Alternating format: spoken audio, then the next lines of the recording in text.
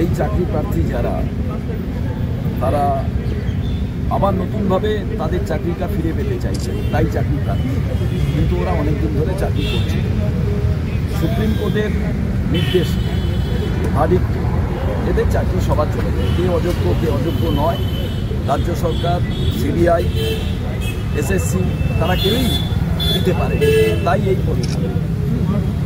Netaji indoor stadium Mamata Bandyopadhyay এদের সঙ্গে কথা বলে এরা ডিআই অফিসে এলে এই চাকরিহারা আমাদের ভাই বোনেরা তাদের ওপরে যে ব্যবহার করা হলো, তাদের লাথি মারা হলো, তারপরেও রাজ্য সরকারের তরফ থেকে সেই পুলিশ অফিসারকে ক্লোজ করা হলো না। কোনো প্রেস কনফারেন্স করে বলা হলো না যে এটা অন্যায় হয়েছে। বহু পুলিশ অফিসার আমাকে ফোন করে বলেছেন। কেন আমায় ফোন করেছেন? কারণ এই চাকরি যাদের হারিয়ে গেছে তাদের নিয়ে তারা আমার কাছে আবেদন করেছিলেন, আমার কাছে রিকোয়েস্ট করেছিলেন। তাদের নিয়ে আমি রাহুল গান্ধীর সঙ্গে দেখা করেছি। রাহুল গান্ধী বিশিষ্ট আইনজীবীদের সঙ্গে কথা বলেছে। মহামান্য রাষ্ট্রপতি মহাশয়ের কাছে তিনি দরবার করেছেন এবং লোকসভা যদি খোলা থাকতো তিনি এ বিষয়ে প্রশ্ন উত্থাপন করতেন, তিনি ওদের বলেছেন। এবার বহু পুলিশ অফিসার আমাদের বলেছেন যে আমরা এটা পছন্দ করিনি, তার কারণ এই চাকরি হারা লোকেদের ওপরে এই অত্যাচার।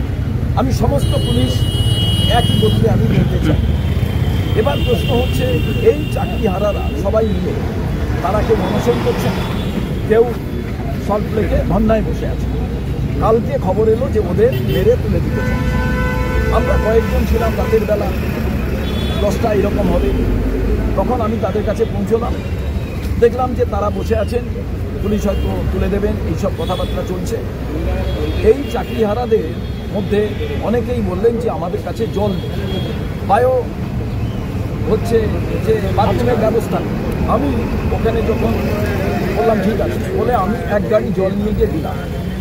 কিন্তু তাতেও দেখলাম যত ওখানে ছাত্র শিক্ষকরা বসে আছে যাদের চাকরি হারিয়ে গেছে তাতে এই জল কুলোবে না। আবার ফিরে আমি রাতের বেলা বিভিন্ন জায়গা থেকে জল জোগাড় করে গাড়ি ভরে যখন পৌঁছলাম তখন ওখানে যে পুলিশরা ছিলেন তারা জল দেওয়ার ক্ষেত্রে বলছে জল দিতে পারবে। আমি বললাম ওদের আপনারা জলের ব্যবস্থা করুন, বায়ো টয়লেটের ব্যবস্থা করুন, আমাকে তাহলে কোনো কিছু করতে হবে না। আমি তো রাজনীতির পতাকা নিয়ে আসি, জলের ব্যবস্থা তো আপনাদের করা প্রয়োজন। বলছে জলের ব্যবস্থা আছে, দেখুন তাতে কোনো জল নেই। এবার তখন পুলিশ অফিসারকে আমি বলি, তিনি অসভ্যতামি করছিলেন। আমি বললাম দেখুন আপনার বাড়িরও কেউ জল না পেয়ে কিন্তু মারা যেতে পারে, জল দেওয়ার ব্যবস্থা করুন, এর সঙ্গে আপনারা বারণ করছেন কেন? অনেক কথা কাটাকাটি হয়। তখন যখন ওনাকে আমি বলি তখন উনি চলে যান।